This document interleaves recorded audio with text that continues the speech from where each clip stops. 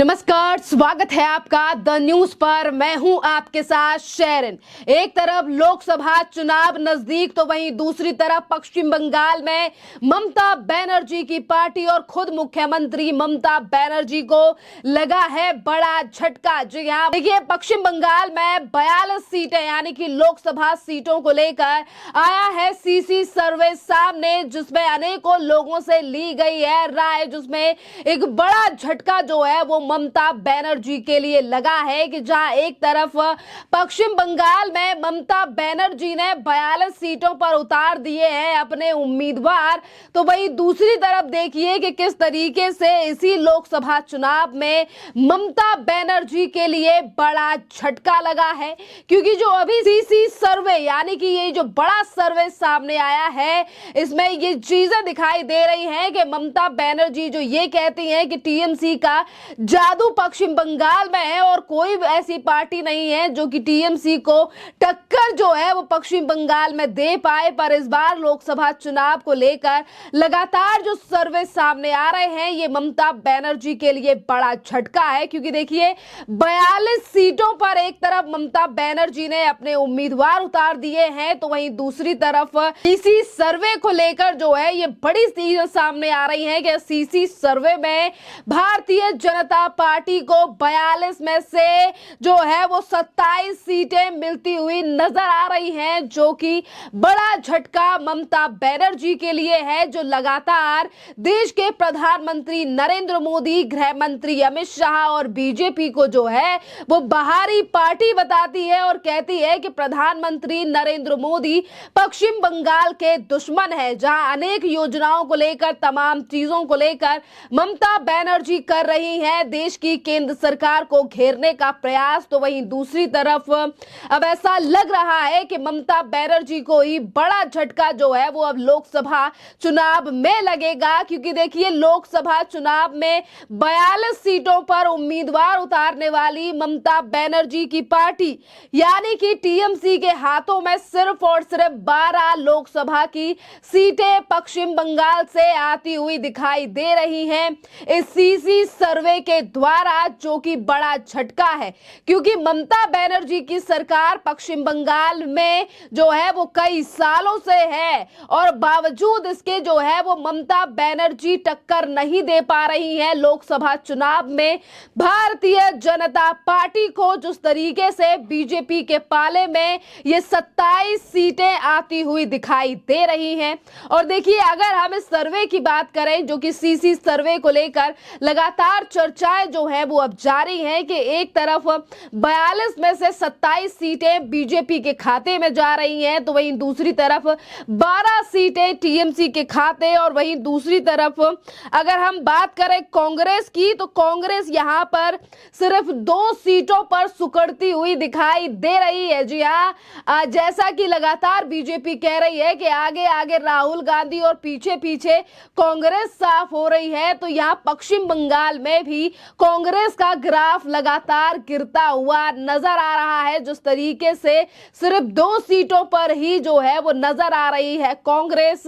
और इसी के साथ दशकों तक राज करने वाली पश्चिम बंगाल में कम्युनिस्ट पार्टी यानी कि सीपीआईएम को जो है वो 1 सीट मिलती हुई दिखाई दे रही है। इस सर्वे में देखना अहम रहेगा कि इस बार लोकसभा चुनावों को लेकर लगातार ये बातें कही जा रही थी कि बीजेपी शायद पश्चिम बंगाल में खत्म हो रही है, पर इन तमाम चीजों को लेकर कुछ दिन पहले जो है वो एक बयान सामने ममता बनर्जी के रणनीतिकार रहे प्रशांत किशोर का भी सामने आया था कि अभी तक जो लोग ये सोचते हैं कि पश्चिम बंगाल में बीजेपी खत्म हो चुकी है, उन लोगों के लिए जो है वो एक बड़ा झटका लगेगा, या फिर वो चुनावी आंकड़े देखकर जो है वो दंग रह जाएंगे कि बीजेपी ने इतना मार्जिन आखिरकार पश्चिम बंगाल में लिया कैसे। जी हाँ, क्योंकि देखिए लगातार पश्चिम बंगाल में बीजेपी का जो है वो ग्राफ बढ़ता हुआ नजर आ रहा है, और यही चीज जो है वो हमने 2021 के विधानसभा चुनाव के दौरान भी देखी थी कि देखिए लोकसभा चुनाव है ये, जहां 543 सीटों को लेकर इस बार देश के प्रधानमंत्री की जो है वो किस्मत पर मोहर लगनी है कि इस बार नरेंद्र मोदी करेंगे वापसी या फिर नहीं। पर जिस तरीके तरीके से हर राज्य को लेकर अब सर्वे सामने आने लगे हैं, ओपिनियन पोल्स सामने आने लगे हैं, जिसको लेकर ये लगातार बातें सुर्खियों में है और चर्चा का विषय बनी हुई है कि प्रधानमंत्री ही नरेंद्र मोदी जो है वो इस बार बनने वाले हैं। और इसी के पीछे कई बड़े कारण हैं जिनको लेकर तमाम विपक्ष जो है वो एक तरफ लगातार सवाल जो है वो देश की मोदी सरकार को लेकर पूछ रहा है, तो वहीं दूसरी तरफ देखिए पश्चिम बंगाल की अगर मेनली बात की जाए तो ममता बनर्जी ने जो है वो यानी कि तृणमूल कांग्रेस जो है वो पहले ही साफ कर चुकी है कि वो पश्चिम बंगाल में 42 सीटों पर अकेले चुनाव लड़ने वाली है। देखिए एक तरफ जो है वो ममता बनर्जी ने ऐलान कर दिया है कि वो लोकसभा चुनाव में अकेले चुनाव लड़ेंगी क्योंकि उन्हीं की पार्टी है जो कि बीजेपी का सामना कर सकती है। पर वहीं देखिए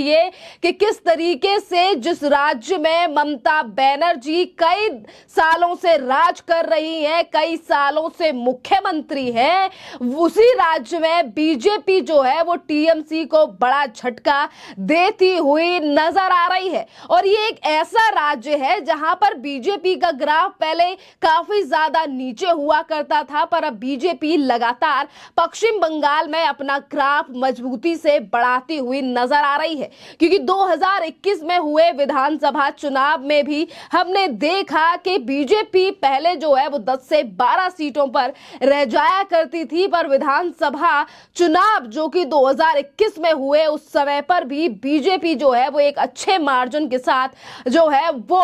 विधानसभा में सामने आई थी। और इसी के साथ अगर हम बात करें गठबंधन की तो एक तरफ ये ममता बनर्जी के लिए बड़ा झटका है, तो वहीं दूसरी तरफ ये गठबंधन यानी कि इंडी अलायंस के लिए भी एक बड़ा झटका है। इंडी अलायंस में वैसे भी गिने चुने नेता बचे हैं जो कि अब एक साथ लड़ने की तैयारी कर रहे हैं। और जो पार्टियां ये सोच रही थी कि पश्चिम बंगाल में ममता बनर्जी कड़ी टक्कर देने वाली है, पर कई ऐसे कारण हैं जिसकी वजह से ममता बनर्जी यानी कि एज अ महिला मुख्यमंत्री है ममता बनर्जी, जिन्हें आधे से ज्यादा पश्चिम बंगाल की जनता दीदी करके पुकारती है। एक महिला मुख्यमंत्री होने के बावजूद भी महिलाओं की सुरक्षा, महिलाओं का अधिकार और महिलाओं को सेफ्टी प्रदान करने में जो है वो ममता बनर्जी की टीएमसी सरकार कहीं ना कहीं पूरी तरीके से विफल नजर आती है,